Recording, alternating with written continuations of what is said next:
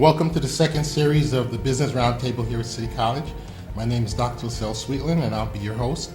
I'm very excited to have our second guest here, Shakeia. Shakeia, yes. Shakeia is going to talk to you about her business and her journey into entrepreneurship. But I'll allow her to introduce herself and tell you a little bit about her background. Shakeia?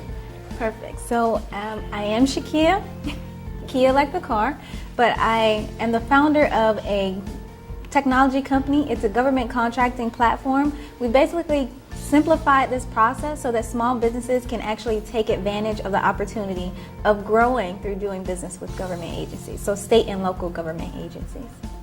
Nice. So you are an entrepreneur. Yes. You didn't start out as an entrepreneur. No. Tell us a little bit about your journey. How did you get started? What's your little background so they have an idea of what it took for you to make this transition? Okay. So I'm actually a Navy veteran. So initially after graduating high school, I joined the Navy and I was active duty for 5 years. And once I separated, I found a job working at a pharmaceutical company where I managed the compliance department and also helped with the selling of their products to the federal government. Because I had experience while active duty in the Navy purchasing supplies, it allowed me a little bit more knowledge in this space. And then I went through a startup accelerator where we tested out the business model for Govlia, and it ended up working out after interviewing with multiple contracting officers and small business owners. And that's where we are today. We're in the process of gaining traction with different agencies and small businesses. Recently, we won the Grace Hopper Celebrations Pitch Her competition, first place for $25,000. And now, thank you. And now we are moving forward and trying to impact the economy by making change and growing these businesses. Great. That's outstanding. So tell me a little bit about your aha moment. You actually identified a problem. I tell students all the time, you identify a problem, you come out with a solution. What was your aha moment? When did you realize that you had something? Okay, so throughout this process, this accelerator program, I actually had 3 ideas. Okay. I pivoted 3 times before I realized that the last 2 business ideas weren't working.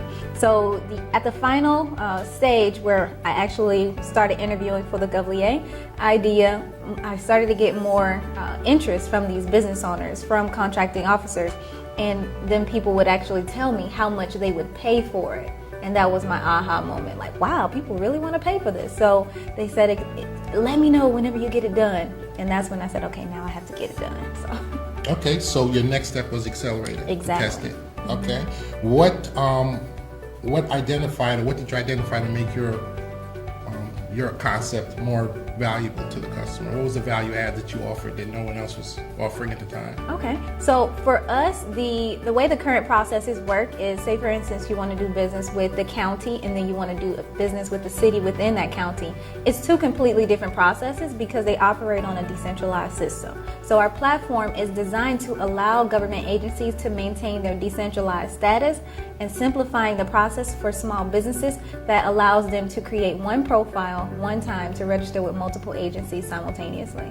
To also do business with them through contracting, managing their suppliers for government agencies, and also a payment portal where everything can be done in one site as opposed to going to 5 different sites for one procurement cycle. Mm-hmm. So you've kind of solidified it into one entity. What challenges did you have when you were developing your concept?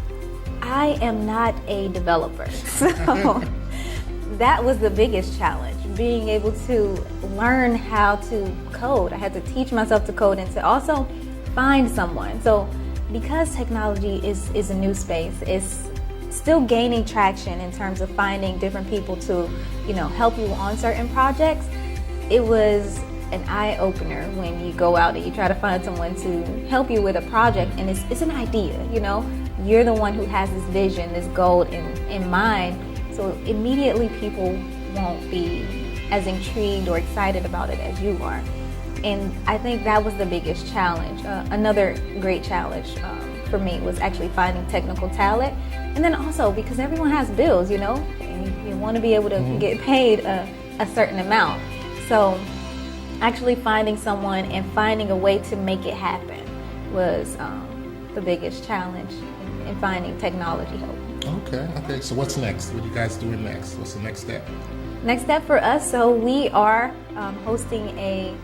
working on a pilot with a public entity right now that'll actually be starting in January, which will get a lot more businesses involved, starting with education and trying to educate and build awareness around these opportunities, because that's another lack of, that's another lack that we have in the community as well. So those are the two biggest pillars for us right now, and actually getting partnerships and connections with government agencies. Okay. What would you say to budding entrepreneurs out there that are thinking about following your footsteps? What kind of advice would you provide to the audience? Okay, I would say it's going to be hard. It will be time consuming, but if you continuously work on it and execute, it's gonna work. And if it doesn't work, you still gain something in the process. So never give up. That's number one. And number two, keep going. Failure's good, right? Exactly. That's the best way to learn. I read a quote that said, knowing what doesn't work is equally as important as knowing what does work. So how do you know if it's going to work if it doesn't? So that's the best way to figure out, the strategy and the way to move with it. So. Well, thank you for being our guest Of today. course. We appreciate your insight and all your nuggets of knowledge.